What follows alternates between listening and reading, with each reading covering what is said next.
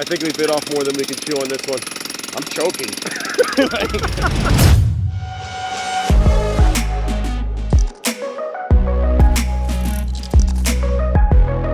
What's up, everybody? It's Jack from Atlantis. Start over. What I would do is start over. Where's the action thing? Oh, I didn't bring it. What's up, everybody? It's Jack from Atlantis Water Gardens. Today, we got something a little bit different. We're in San Diego, California. Brian Helfrich and myself were here about a month ago to look at this project, and it actually came to fruition. I think it's 9 degrees back home in Chicago, and to be here at 75, 80 degrees in San Diego is a lot of fun. More importantly, I just remember having the vision of what this could look like, and now it's actually coming together. So let me walk you through that. If you didn't see the whole consultation process in the design, check out the link above and we can walk you through that again one more time. We've got about a 28 by 15-foot pond. We've got a really neat amoebic shape.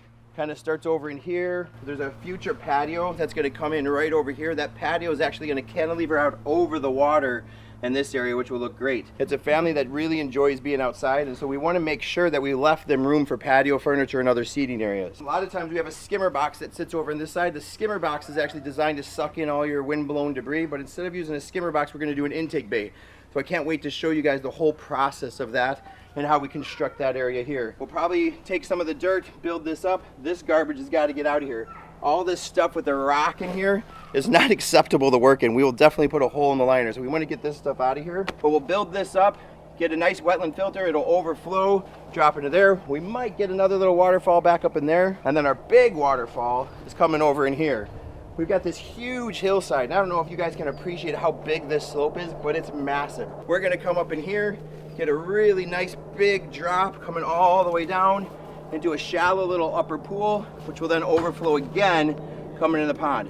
And of course, we're gonna have jets and bridges and stepping stones and all kinds of other stuff. Can't wait to show you guys the whole progress of this thing. One of the challenges we do have here is access and space to put staging, like our boulders. We've got equipment that's coming back here. We're gonna have all the pond stuff, and we've got to move all this soil that's underneath here out of here because it's got all that rock and gravel in it, stuff we don't want underneath our liner. So our access point is around the side of the house here, out to the street. We're gonna have to stage trucks and equipment out there so we can just use this alleyway to transport all the material in and out. It is a small driveway area, and you see we've got it pretty clogged up already with our underlayment. These are the blocks we'll be using inside the pond in some areas. That's gonna be a neat application. Make sure you check that out. And out here, we're starting to stage some of our boulders. We've got some nice granite from the surrounding areas. This is all indigenous stone. It's got some nice flat tops on it, some craggy faces. It's going to be some beautiful stone to work with. The other thing we have is some decomposed granite or some DG. That's going to give us a good base material to put in place of all that rocky soil we're taking out. So being that this is a traveling project out here in San Diego, if you had watched the first video, one of the most important factors for us is having the right team, and we got them. We got Ralph Biezad from Pondscapes AZ and Chris Hanson from Aquascape. I've worked with both of these guys many times. You've probably seen them on some of our videos, and they have an uber amount of talent, which is going to be really, really important because we have a big project here to complete in a short period of time. So let's get this thing rolling.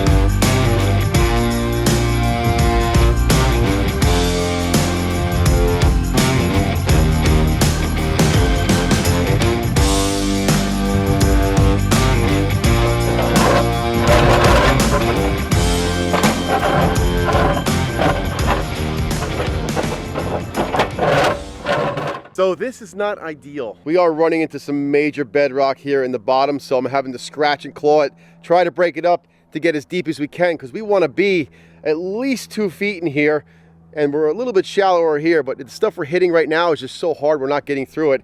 Even with these rock teeth, these are called tiger teeth, they're made for going into rock to try and break it up. And the stuff is fracturing into small pieces, but it is slow going. tiger teeth.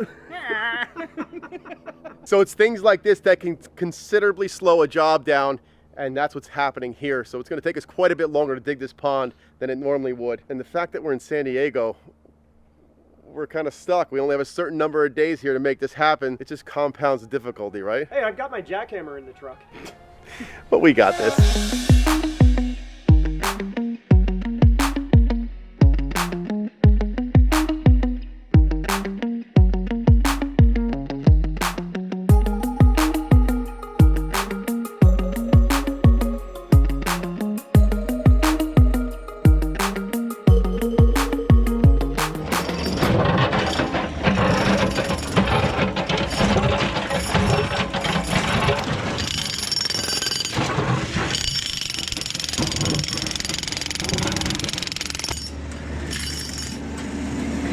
Pretty easy stuff, huh? Look at how much rock we cut through to make this pond excavation happen. This is solid rock from the bottom up to the top, most of the way around this pond. Luckily it was fractured. We were able to pull most of it out with the excavator. We had to do some jackhammering, but now we've got our rough excavation done.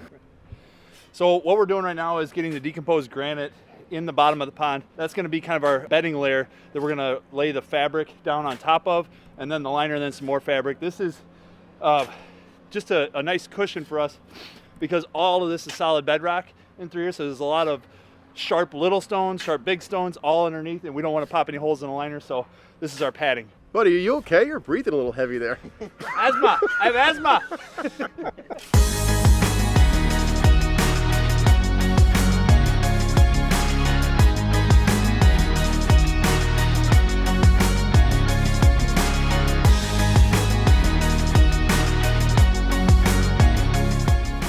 Oh man, there is a lot of dirt out here. You think we can go to jail for this? Somebody might be curious on what's going on in the backyard, huh? I feel like this is not legal. I guess we're gonna find out tomorrow. See you then. Day 2, the dirt is leaving, which means we're not going to jail today. I guess that's good, right? We're at the point now where we are getting ready to install our underlayment. We're actually using a rock pad. It's a very heavy underlayment. It's gonna protect our liner from all that sharp stuff that we dug out of here. This pond was just one big rock. As you can see here, just that straight rock face. Crazy how much rock we dug out of here. That's gone. Once we get our liner installed, we are actually gonna be starting right here. So yeah, we want to get over here and start getting these waterfalls in. We want to get this rock, and then just start kind of climbing up the hill. And the main reason we want to do that is this is our only access to set the machine, clean all this up, get that machine right over in here, and then we'll be able to reach. So we start here, and then the progression is just to kind of work our way back out of this yard this way, all the way back and around, and finish kind of over in this spot over in here. Right now what Chris is working on is setting the elevation to get all this wall stone in through here. So what we're trying to do is figure out what elevation we need to set our bottom course at, because ultimately those bricks are only 6 inches each, and we don't want to be 2 or 3 inches off when we get to that top course, because we're going to set a patio right on top of the brick that's inside the pond. So super important that we get this bottom elevation correct and set. We are looking for a lot of progress today. If we can get a lot of these outcropping stones set inside the pond where those block walls are going to be going in between, kind of just meandering through all the rock work, that will put us in a good spot for tomorrow, because then we've got to continue on down this side of the pond. We essentially want to be out of this side, the more difficult side, in the next 2 days.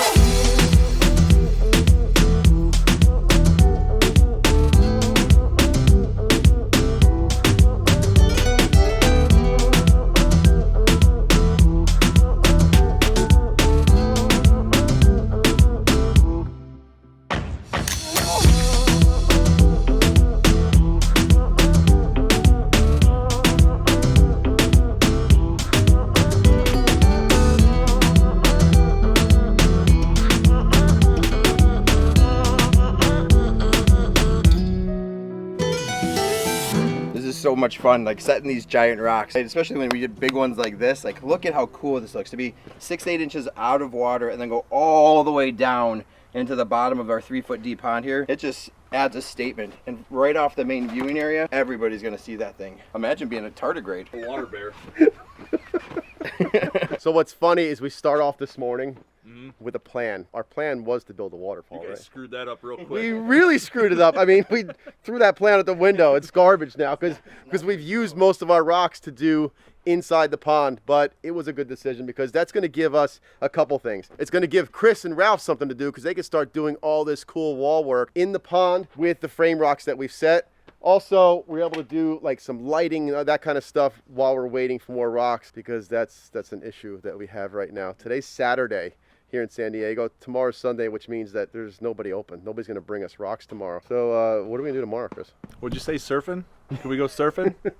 We finally got our bottom course set. This was what we talked about earlier in the video of it being very, very important that we make sure we don't screw this level up because as we start stacking our brick in here, we don't want to be 2 inches higher than we needed to be or 2 inches lower than we needed to be. So this was very important. I'm glad we got this done, and now we can just start plowing through this wall. What I like about you guys altering your plan this morning of working on the waterfall and foregoing that and starting to put in some of these rocks is now you've given us a framework to work off of. So we're going to start carving these bricks into these rocks that are kind of flanking either side of the wall. The brick wall is going to transition really nicely into these boulders, but it's going to be a really, really cool look in here. So even though our original plan this morning went to pot, it's okay because the way it's going now, it's just working organically. And that's kind of part of water feature building is knowing where the job needs to go and feeling it out sometimes. Yeah, we still have to build a waterfall, which we're going to end up doing on Monday, but what we're accomplishing today is still moving us forward because we have an end goal and a time frame to work within, and we don't have a lot of room to deviate. So the fact that we're still moving with all this rock work today and the walls going in, we're in good shape.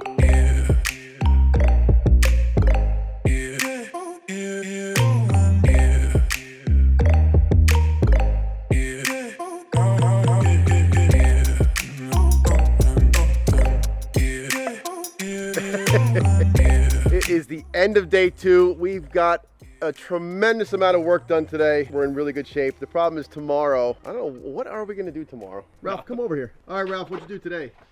I drove around. I went to the hardware store twice. Hauled a lot of stuff from the back to the front, and You're wondering why I haven't had Ralph on camera much.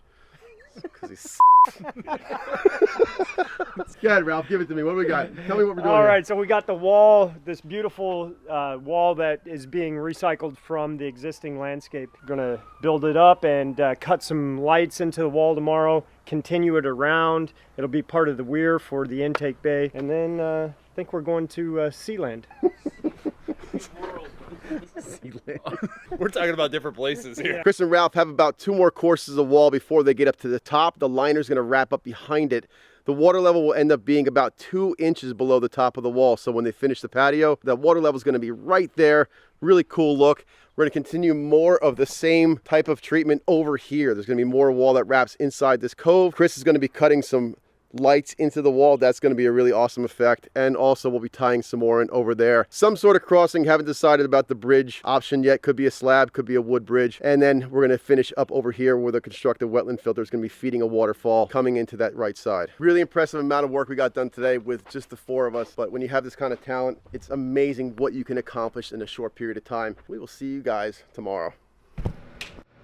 There's something I may not have mentioned yet. We're staying at a casino while we're out here, and we may have partied a little bit too much last night. It's not a bad thing. If you're staying at a casino and you say you party a little too hard, it's probably odds are you had a great time while partying. Don't tell my wife that. Great times aside, it's Sunday morning. We're gonna try to get most of our wall work finished today on this end of the pond so that when more rock shows up tomorrow, we can just start on that waterfall on that backside, which is going to be massive. Chris is doing an awesome job cutting these blocks into the rocks on the side here. Check out that cut.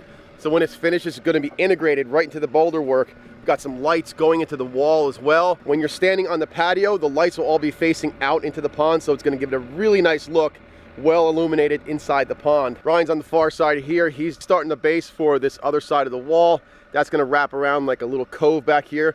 We're actually gonna work some jets in to move that water back out of this area so nothing gets trapped back there. Hey, enough of the jibber jabber. This isn't gonna fly itself over there. You know, sometimes these things just happen. I set my GoPro up on the shed thinking I would capture everything that happened today, but I didn't press record. So you didn't get to see any of that stuff. Let me walk you through and show you where we're at. End of day 3 here. The wall on the main section of patio is finished. We've got all our lighting in. This wall in the cove is pretty much done. We've actually got some pipes in for jets. We got lights in here.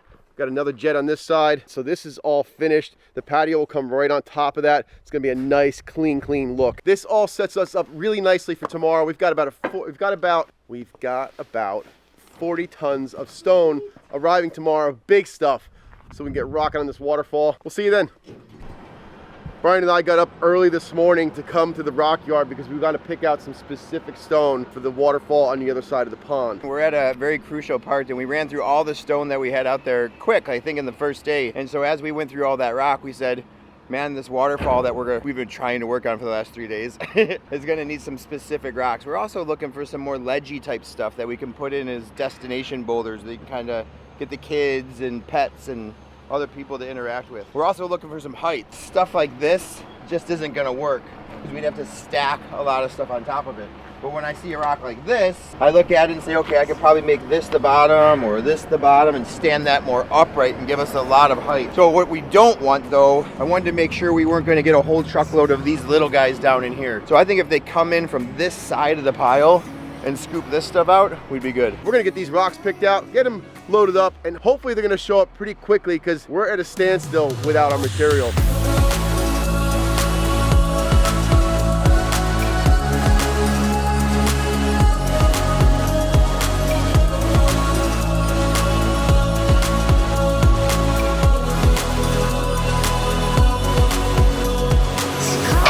Rocks got here. First delivery of the day. That'll keep us going. I remember seeing this one. This is that one that had all the colors. 100% this is going to be used to frame out a waterfall someplace. I love this chunky guy.